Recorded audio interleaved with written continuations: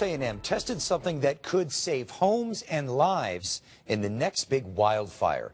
Many remember what happened in Bastrop County nearly 3 years ago, but could a slimy goo be an answer? Fox 7's Rudy Koski is live in Smithville near the test area. Rudy. Hi, Mike. That slimy goo was really put to the test today, and the good thing of testing this new product is to try to provide communities like this one and the firefighters that protect these kind of communities a better frontline defense this summer. But to do that, and before that can happen, crews really have to know what the limitations are with this kind of product. And today, the initial answer to all that was a little bit surprising. Signs of life continue to spring up in the Lost Pines. New homes are also rising up out of the ash from the Bastrop complex fire. Few here have forgotten the flames that took so much.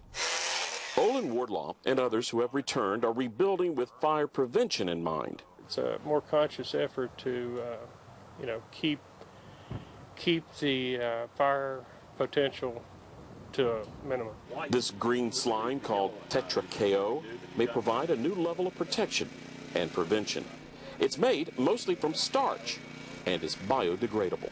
Not only can it put the fire out, not can only prevent fires from spreading, but it's also environmentally friendly and also very good for water conservation. I first saw this product demonstrated back in 2012. Back then it was being promoted only for fighting structure fires.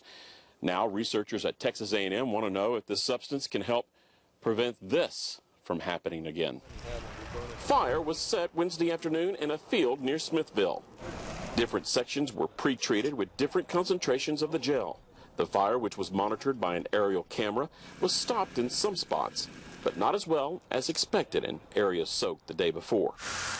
It was determined that the longer the gel is on the ground, the less effective it appears to be in stopping a grass fire. What we did see was whenever this fire burned, we actually saw a cooler surface underneath the product application. So what that means is that you wouldn't have back build of fires, you wouldn't have embers and things of that nature that are going to create that fire or cause that fire to reignite at a later time. More tests will be done to set a baseline for the use of the gel.